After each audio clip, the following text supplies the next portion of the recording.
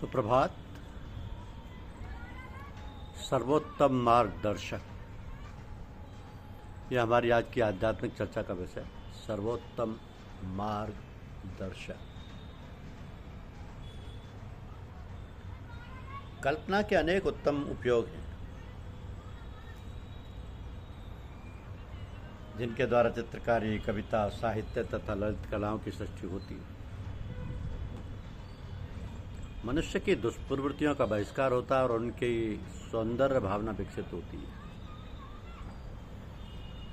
Shakespeare ने अपने नाटक जूलियस सीजर में एक स्थान पर लिखा है कि जो व्यक्ति न हंसता है, न समाज के निकट संपर्क में रहता है और न ललित कलाओं, संगीत, चित्रकला, अभिनय, वादन, नृत्य या साहित्य में अभिरुचि रखता है, वो व्यक्ति भयंकर घातक है। वह चुपचाप अंदर ही अंदर नाना प्रकार के विचारों में संलग्न रहता है। यह संभव है कि वह व्यक्ति दुर्भावनापूर्ण कल्पनाओं का शिकार हो और हानि पहुंचा दे। दुर्भावनापूर्ण कल्पना के अनेक स्वरूप होते हैं। यदि इसका दूसरे व्यक्ति पर आरोप किया जाए तो भले से भले व्यक्तियों को भी गलत समझा जा सकता है। सामाजिक जीवन में जो गलतफहमियां फैलती हैं, उनका एकमात्र कारण दूसरे के विषय में दुर्भावनापूर्ण कल्पनाएं ही हैं। हम समझते हैं कि अमुक व्यक्ति हमसे ईर्ष्या करता है, हमारे व्यवहार में त्रुटियां निकालता है, हमें हानि पहुंचाएगा। न जाने वो हमें कब हानि पहुंचा दे, इस व्यक्ति से दूर रहना चाहिए इत्यादि। ये सब मिथ्या कल्पनाएं हैं, जिनका विशाला प्रभाव दूसरे के मन और वातावरण इत्यादि पर पड़कर गलतफहमी उत्पन्न करता है। संसार एक दर्पण है। इस प्रकार की दुर्भावनाओं का कारण आरोप यानी प्रोजेक्शन है। आरोप से अभिप्राय यह है कि जैसी भावना स्वयं हमारे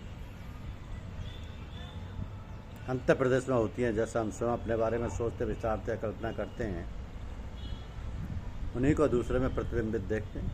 वे दुर्गुण, काम, क्रोध, घृणा, ईर्ष्या, द्वेष भाव स्वयं हमारे अंदर वर्तमान है, किंतु हम अपने दोष न देखकर उन्हें दूसरे व्यक्तियों पर आरोपित करते हैं।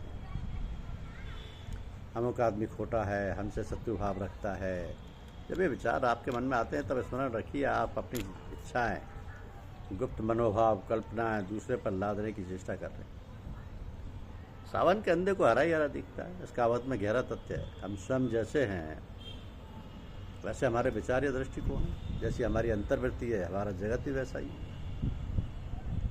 जो स्वयं भले सबसे मैत्री, प्रेम, सहानुभूति, दया, करुणा एवं सौहार्द का भाव रखते हैं, उनके लिए संसार में देवता बसते हैं। कोई उनका अपकार नहीं कर सकता। वे स्वयं फलते फूलते हैं, दूसरों का भी सदैव उपकार करते हैं। इसके विपरीत जो बुरे हैं, अनेक प्रकार की खराबियों से परिपूर्ण हैं, वो दूसरों में भी उन्हीं दुर्गुणों का दर्शन करते हैं, अर्थात दूसरों में उन्हीं भावनाओं का आरोप करते हैं। तो अपने दुर्गुणों या रुद्र गुणों को दूसरों में आरोपित करना मानव का मनोवैज्ञानिक स्वभाव है। वो अपने स्वभाव से आसानी से मुक्ति नहीं पा सकता, तो संसार में निज प्रतिबिंब का ही अवलोकन करता रहता है। तो जो दूसरों की नुक्ताचीनी करते हैं, उनमें तरह तरह के दोष देखते हैं, उन्हें स्मरण रखना चाहिए कि उनका अपना मन दोषपूर्ण है। ईर्ष्या, द्वेष, छिद्रान्वेषण की प्रवृत्ति का अर्थ है कि मन में बहुत दिनों की गंदगी इकट्ठी हुई है। इस गंदगी को दूर कर देना चाहिए। दूषित विचारों का दूसरों पर आरोप करने से संसार बुरा प्रतीत होता है। दूषित विचारों का दूसरों पर आरोप करने से संसार बुरा प्रतीत होता है। जैसे हम हैं वैसी ही हमारी दुनिया है। यदि आपको संसार त्रुटिपूर्ण प्रतीत होता है तो वास्तव में आपको अपने अंतःकरण का शोधन करना चाहिए। यदि आप दूसरों के साथ सख्ती का व्यवहार करते हैं तो स्वयं अपने साथ भी पक्षपात ना कीजिए। वैसे ही सख्त रहिए अपने प्रति भी। जब कोई भी पाप, ईर्ष्या, द्वेष, घृणा, निंदा के विचार अंतःकरण में क्रांति उत्पन्न करें, तब सावधान हो जाइए कि कहीं उनकी उत्तेजना में आप दूसरे का कुछ ना बिगाड़ बैठे। दोषदर्शी स्वभाव बुरा है। वह एक प्रकार का मानसिक रोग है। इससे मनुष्य क्षुद्रताओं से भर जाता है।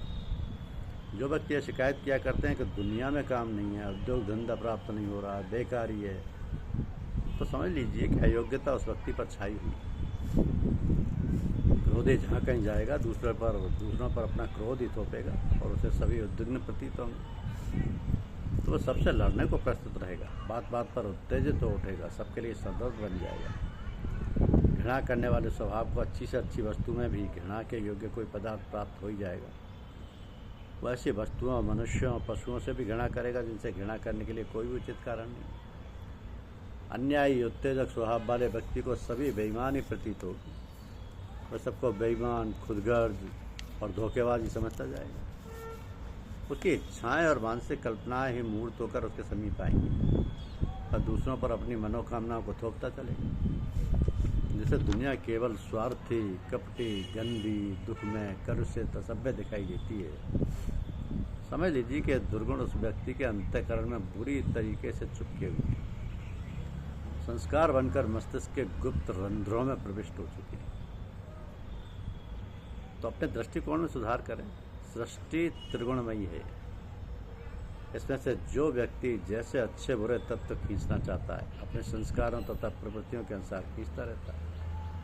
इन्हीं कल्पनाओं का एक मायाजाल सदैव उसके चारों ओर छाया रहता है। बाह्य जगत भीतरी दुनिया का एक चित्र मात्र है।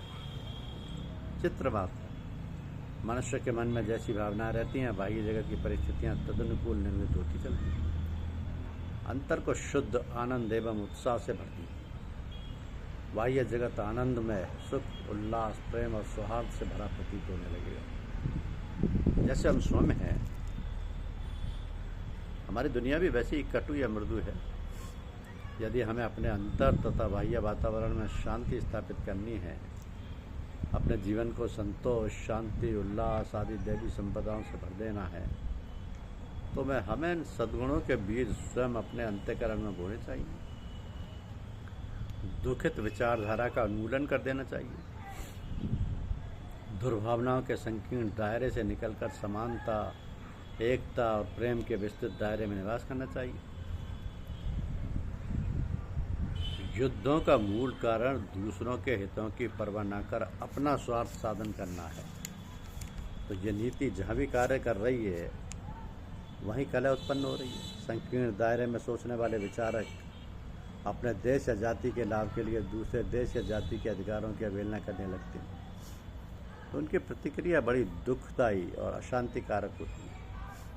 समानता, एकता, प्रेम, सहयोग, उदारता और बंधु भावना के आधार पर सब देशों के मनुष्य आपस में मिलजुल कर रह सकते हैं और दूसरों का सुख बढ़ाने में सहायक हो सकते हैं। तो ये नीति हमें व्यक्तिगत जीवन में बरतनी चाहिए। हम दूसरों में समानता, एकता, प्रेम, सहयोग, उदारता, बंधुत्व के गुणों की परछाई देखें और उन्हीं को व्यवहार में लाएं। महर्षि याज्ञवल्क्य जी और जनक बैठे सत्संग कर रहे थे। जनक जी ने जिज्ञासा व्यक्त की, महर्षि, हम किसकी ज्योति से देखने की क्षमता प्राप्त करते हैं? महर्षि याज्ञवल्क्य ने उत्तर दिया, सूर्य की ज्योति से। तो जनक जी ने पूछा, जब सूर्य अस्त हो जाता है तो हमें प्रकाश कहाँ से प्राप्त होता है? उत्तर बोला, चंद्रमा से। उन्होंने फिर पूछा कि अमावस्या की घनी रात में यदि हम वन में भटक जाएं तो कौन प्रकाश का काम देता है? महर्षि ने कहा, तब शब्दों द्वारा हमारा रास्ता प्रकाशमान होता है। दूर खड़ा दूसरा कहता है, भटको नहीं, मेरी आवाज़ को माध्यम बनाकर इधर आ जाओ। अब जनक जी का अंतिम प्रश्न था कि महर्षि, यदि सूर्य, चंद्रमा तथा शब्दों का भी अभाव हो तो हमारा मार्ग प्रशस्त करने को कौन प्रकाश का रूप लेता है? महर्षि याज्ञवल्क्य ने उत्तर दिया, आत्मा की ज्योति सर्वोपरि है। जनक जी, हमारी आत्मा सदैव सच्चा रास्ता दिखाने को तत्पर रहती है। आत्मा जैसी अनूठी ज्योति किसी और तत्व में नहीं है। वह सर्वोत्तम मार्गदर्शक है। जनक जी की जिज्ञासा का समाधान हो गया, क्योंकि सर्वोत्तम मार्गदर्शक मानव शरीर में भी स्थित है, जिसका महात्मा बोलते हैं। और बाह्य संसार में सर्वोत्तम मार्गदर्शक गुरुदेव है, जो साधक को परमात्मा से प्राप्ति का रास्ता दिखाते हैं और मेरे परमात्मा से मिलाते हैं। धन्यवाद।